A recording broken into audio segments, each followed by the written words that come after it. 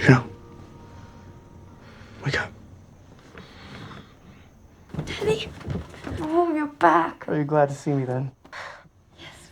Before Joe could recover from the rapture of their reunion, Teddy pronounced a tidings most grievous to her heart. He was wed, and his spouse was none other than her sister Amy. Joe stood stricken, then swallowed her confession, scolded her features, and blessed them with a smile. Whilst all eyes were upon the newlyweds, she stole to the woodside mailbox, retrieved the love letter, and cast its tattered remains upon the stream. As the fragments drifted from sight, the mists of confusion in Joe's mind began to lift. In truth, her regard for Teddy was never love, but a mere delusion to flee the blows of failed hopes and lost kin. They had ever walked the line betwixt friendship and fondness. Their acquaintance began at a ball 7 years past. The March sisters of marriageable age were invited to an evening assembly. Meg, the elder, clasped Joe's arm, whispering courtesies, but was soon drawn away by friends, leaving Joe alone. Unlike Meg, who shone in company, Joe was a novice, ill at ease and isolated in the corner.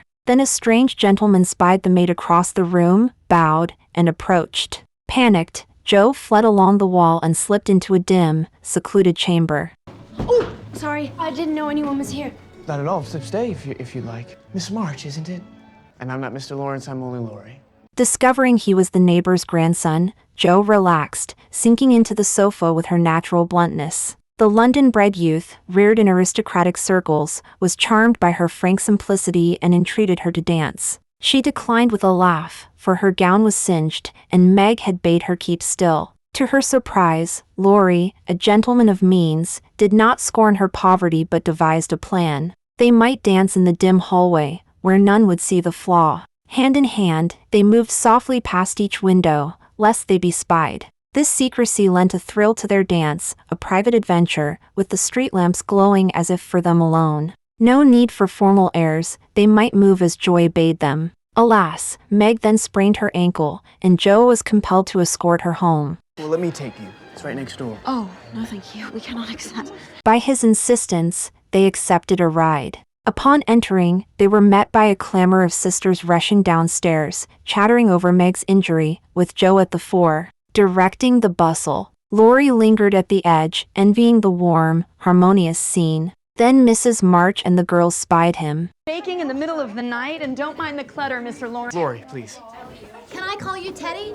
Yes? You must be part of their... Their eyes met, and sparks of affection flew. Laurie departed with a heart full of longing. But scarce had he left when he looked back at the attic window, where Joe's shadow was bent over a book. Already he yearned for their next meeting. But patience was not his virtue. He became a watcher, spying on the March household from his window, often neglecting his studies and vexing his grandfather and tutor. On Christmas, he beheld the sisters trudging through snow with their mother, bearing food and blankets to a poor family. Knowing the March's generosity, he persuaded his grandfather to send a lavish gift. As he hoped, the girls rejoiced, and the families grew closer in their exchanges, though class distinctions lingered. One day, while wandering in thought during lessons, he spied a girl crying beneath his window. Hello there! Are you hurt? I'm Amy, but I can never go home again because I'm in such trouble. Look, Mr. Davis hit me. Amy had sketched a droll portrait of her tutor and been caned. Laurie took her in and bound her hand. Grateful for his kindness, and learning he was no stranger to mischief, Mrs. March warmly invited him to join their company. Thus, Laurie became almost one of the Marches, even joining their all-female theater group. They spent their days in play rehearsals, balls, and outings, in high good cheer. Laurie delighted most in Joe's company, but she was yet unawakened to love, her thoughts wholly upon her writing and kin. Amy was of another sort, embodying the era's ambition for women, to rise in station through marriage, though she too longed for tender love. From the first night Laurie drove Meg and Joe home, Amy had marked the handsome neighbor. Out of jealousy, she burned Joe's manuscript whilst Joe was abroad, a cruel act against her dearest possession. Soul, which is much more important than money. Has anyone taken my novel? Help me! Thank you! I told you I'd make you pay, and I did!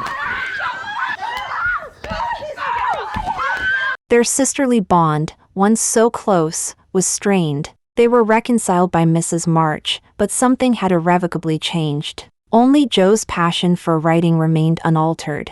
When Meg fell in love with Laurie's tutor, John, the girl who once dreamed of wealth and ease had chosen love over all. Their wealthy, bitter aunt, though she sponsored the wedding, spoke harshly. You'll need to marry well. But you are not married, Aunt March. Well, that's because I'm rich. Well, so the only way to be an unmarried woman is to be rich.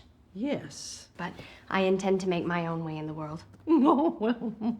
Joe disdained her aunt's logic, believing women should earn their own worth. Thus, when Laurie confessed his love after the wedding, she declined, for she loved her writing and freedom too dearly to part with them. Heartbroken, Laurie fled to London to mend his spirit. Meanwhile, Aunt March chose Amy, the most reasonable sister, to accompany her to Europe, where she might refine her art and French. There they reunited, their affection grew, and they were wed.